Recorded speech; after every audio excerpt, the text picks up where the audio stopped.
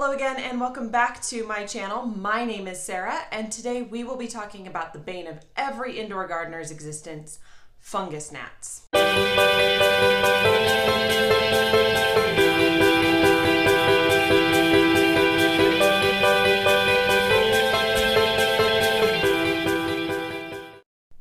Welcome back to today's video. If you are new here, please remember to hit that subscribe button, like this video, and if you are already subscribed, make sure you hit that notification bell so you are notified when I upload my new videos. So let's go ahead and get into the topic of today's video, fungus gnats. So if you've been following my channel for a little while, you know I've actually been struggling a lot with fungus gnats, especially as the weather got a little bit warmer. I had a huge infestation. It seemed like they were on every few plants. And I tried a few different methods. So I'm here today to talk about what are some of those different methods that I used and what worked, what didn't work, and what I recommend. So the first thing I want to talk about is that you may actually need more than one of these methods. I've found that fungus gnats don't necessarily respond very well to just one or two of these. It might depend on the plant, how wet the soil is, those kinds of things. So I found that I actually had to use a couple of these things over the course of a couple of weeks to really diminish those levels of fungus gnats. The first thing that I did to get rid of fungus gnats is I checked out my potting soil. So it could really just depend on how that potting soil is made up. I have a few orchids that are definitely in a moisture dense environment. They have a lot of moss, a lot of things that retain moisture in there.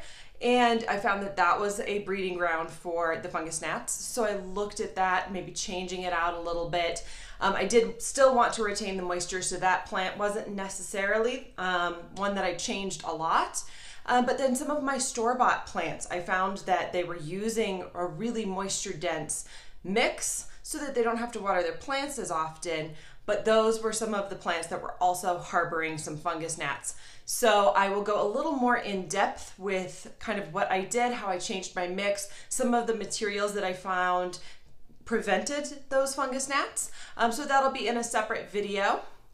But one thing I did want to mention, one soil that I found I really did not enjoy is the Miracle-Gro indoor potting mix. Now it could just be coincidence, but I have seen a few things online, people saying that they really had a higher amount of fungus gnats after using that particular material. Now any potting mix can have some potential for fungus gnat larvae, things like that, and you can certainly sterilize that. And I can do a video about how you would sterilize your soil if you want. I don't particularly sterilize my soil, but I can certainly talk about that if that's something of interest. But I've just found that that Miracle-Gro brand, like I said, it could have been coincidence, but I saw a few people online also saying the same thing. They had a higher instance of fungus gnats after using that particular brand. So I just thought I would just pass that information on to you guys. The next thing that I found highly effective at getting rid of fungus gnats is actually hydrogen peroxide. Super inexpensive. You can pick it up at any of your local stores. This is the 3% mix, right? And you just make a mixture of half of this and half of water. You use that to water the plants. I like to actually water my plant first, then use the mixture of the hydrogen peroxide and water. And then depending on how much it's foaming, sometimes I might add a little more water on top just to get a little extra foaming action going.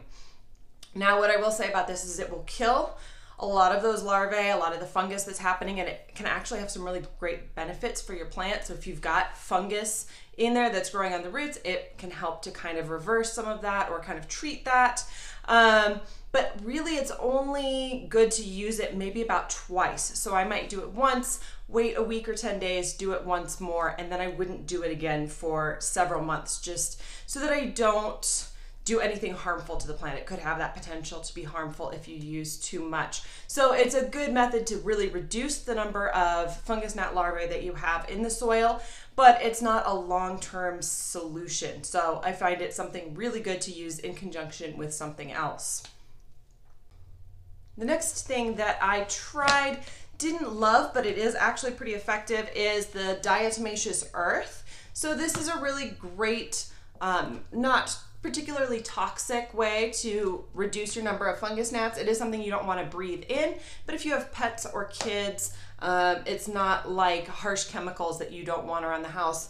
It really is more of a topical treatment. Like I said, still use caution with it. You don't want to breathe it in. But as far as using chemicals or using topicals, this is a little bit lower on that scale of toxicity, I guess.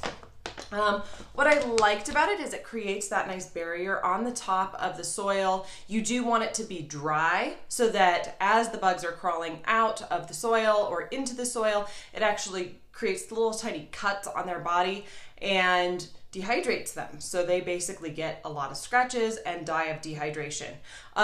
What I did not enjoy is that you have to use a pretty decent layer of it on top. So you've got this layer of white on top of your pot. You also need it to be dry. So if you're going to water your plant, you have to then refresh your supply that's on top. So this is one that I found was a lot of a hassle. It was very, very messy. But it is something good to use in conjunction again with something else. So maybe you try that hydrogen peroxide with the diatomaceous earth. Maybe that works really well for you. And like I said, it's something that I don't have to be worried about Loki necessarily getting into. It's not necessarily going to cause a lot of harm if he were to accidentally stick his nose kind of into one of my plants or something like that.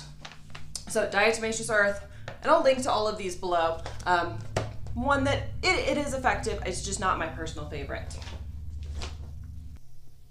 So another method that I used, I just don't happen to have any on hand, are those little stickies that you can buy that you stick in your pot, and they are a sticky trap that will catch all the adult fungus gnats. So one of the things that you want to do when you're fighting fungus gnats is to make sure that you're fighting both the larval stage and the adult stage, so that you are kind of this double-pronged attack on these pests in your house. I don't have any on hand. I'll make sure that I link to some down below so you can see what I'm talking about. They really do work. They, over the course of a couple of weeks, will get really, really covered with the adult fungus gnats. So again, something you want to use in conjunction with something else, maybe using the hydrogen peroxide or the diatomaceous earth and then the stickies, so that you're getting kind of both stages of the fungus gnat life cycle. Another way, if you don't like the look of those sticky yellow things sticking in your pots, even though I found they're really only temporary, you need them when it's getting really bad. I don't have them sitting in my pots all the time. But another effective method of catching the adult ones is to get a carnivorous plant. I happen to like the sundew plant. I find it's not particularly finicky. You can see this one happens to be flowering, so I think it's doing pretty well. These do need to be watered quite a bit, but I find it's an effective method. You stick one or two of them in amongst some of your plants that are infected, and it will catch. I hope you can see, I don't know, there's some little tiny fungus gnats stuck in there. So a really effective way that is a little more aesthetically pleasing maybe to get a carnivorous plant. Another product that I found to be super helpful is neem oil. This isn't necessarily the most effective at fighting fungus gnats on its own. I did try creating a mixture of this and a little bit of water, watering the soil with it, similar to what I did with the hydrogen peroxide. I found the hydrogen peroxide a little bit more effective, but I thought I'd mention it. It's a good all-around pesticide, something that's not necessarily super full of chemicals.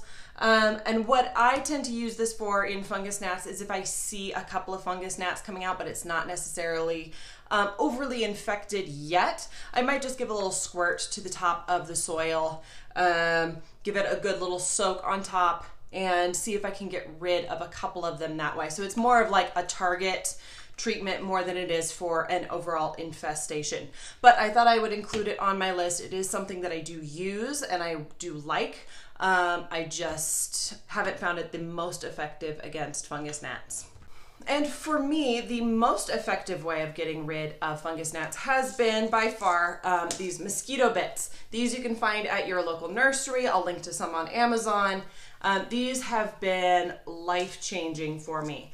What I really enjoy about them is you sprinkle them on top of the soil, and then as you're watering it, the whatever it is that works in here, it looks like it is a little species of kind of bacteria, a helpful bacteria. It will seep into the soil and start to eat away at those fungus gnat larvae. It won't really affect much else. It's meant specifically to kind of target those things. So you're not necessarily killing out all this helpful bacteria in the soil. It's not necessarily going to be super toxic, again, like spraying all over. And it's worked really, really well. A couple things I will say about it. It takes a couple of weeks to work. So don't be expecting to sprinkle them on top of the soil and then 2 days later you don't have any fungus gnats.